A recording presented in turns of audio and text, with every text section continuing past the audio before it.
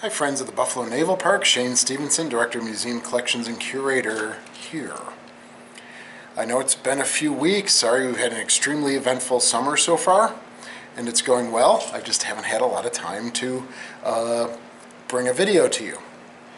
For this video, it's going to be kind of a snapshot of some research that I do at home, right, in my spare time, things like that. So I found this really interesting topic.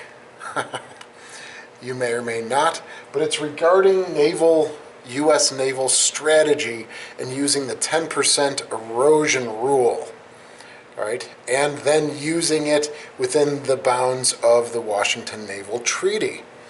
So I'll kind of give an overview. Hope you enjoy it, and I hope it sparks some interest in you, or if you already know about it, of course, please leave comments and stuff at the end of the video. So I've got my whiteboard. Let's take a look. All right. The 10% erosion rule is part of the U.S. naval strategy. Of course, you have the famous ratio here that was developed for the Washington Naval Treaty. The five powers: Britain, America, France, Italy, and Japan. So the ratio: Britain, America, Japan, France, Italy. Sometimes people used factors of 10, so 10, 10, 6, 3.5, 3.5. And that, of course, is each of the powers had to be aligned in this ratio.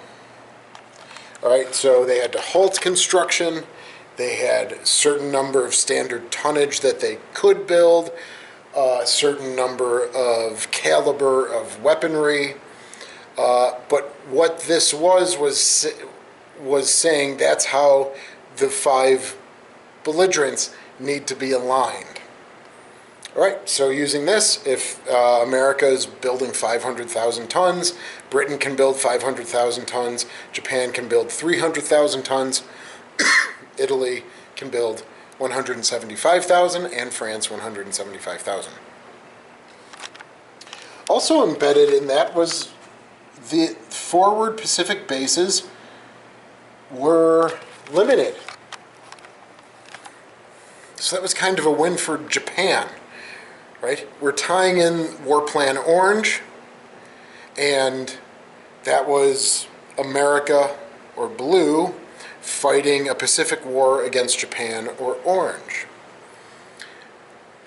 All of those studies and that war planning had America steaming from around the world to Japan in their home islands. And if you can't develop bases in areas of the middle or far Pacific or Western Pacific, that would be to your detriment. We're talking coal switching over to oil as well, so you would have needed to have coaling stations all over the globe, so that when things went to oil, it made it a little easier for U.S. fleets because now they can do underway replenishments, as opposed to having coaling stations around the globe. So in terms of those forward bases that were already in existence, it was Singapore, the Philippines, and Pearl Harbor. And Britain and America were able to keep those three, but not develop any more. Hawaii was really, and Pearl Harbor was the only base at that time that would be able to repair capital ships, major ships of the line at the time. All right, so you're talking from Japan to Pearl Harbor, you're talking a 4,000-mile difference.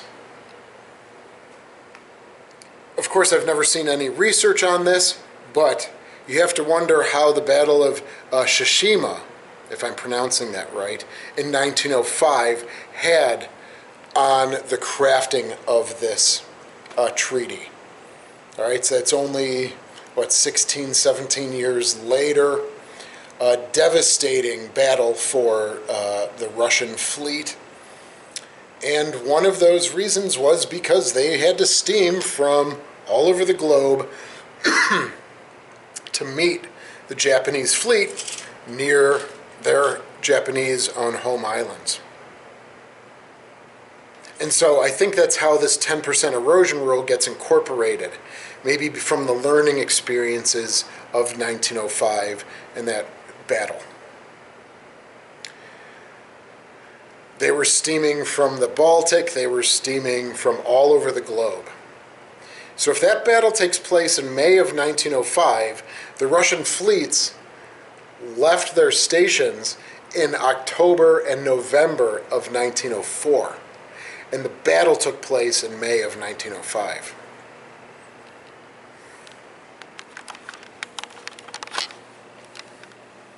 So one of those things is that in a battle with Japan, more than likely Japan would be able to have fleet concentration advantage because they are near their home islands. And so for this ratio,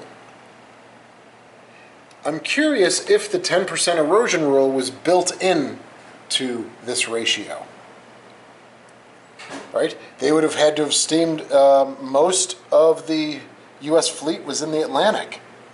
All right, World War I had just ended, so now you have to come from the Atlantic to the West Coast and then over to Pearl Harbor and then over to Japan. You're talking about, whatever, 12,000 miles or something. So when you look at the ratios, so I kind of laid it out to make it hopefully a little easier. So you have US, you have Japan. If they were steaming from the Philippines, all right, that's 2,000 miles. Using the 10% erosion rule, that rule states that for every 1,000 miles, you lose about 10% of your ships through casualties, wear and tear, repair requirements and repair needs, and therefore 10% of the guns that you can bring to bear against the enemy fleet. So every 1,000 miles, you're losing 10%. So if we have the base in the Philippines and we want to go attack Japan, that's 2,000 miles, you're losing 20% of your fighting force and your ordnance.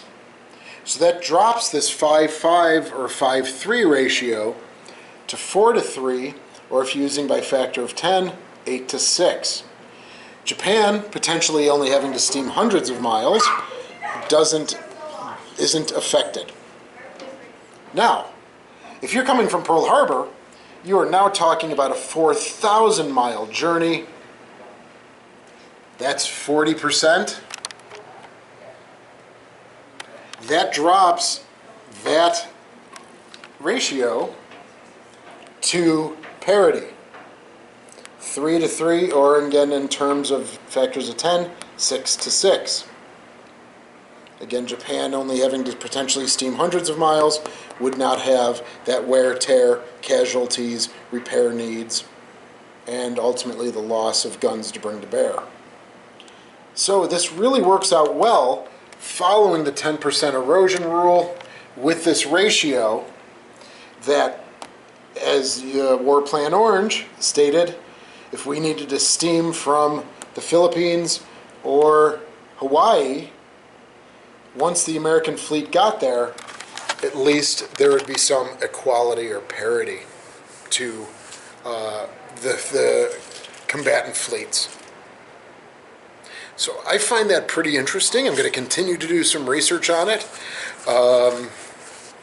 and see if I can come up with any more information about it. So it's interesting to hear that the ratios might not just be, of course, about building, construction, stopping construction, all right, that the Americans and the British, when they embedded that ratio, they were thinking about the 10% erosion rule and said, we could still have some parity if war came to be. And again, you have to wonder how that Russian-Japanese battle in 1905 had much to do, because the Russian fleet had to have been worn out. They also had greener sailors on board, ones with much less experience, but a devastating battle for the Russians. I hope you enjoyed this little look. Please leave questions, as I mentioned earlier in the video. Questions, comments, give me your thoughts. And, I'm kind of ramping up. I'll have another video for you tomorrow, and we'll see you again soon. Thanks so much for your continued support.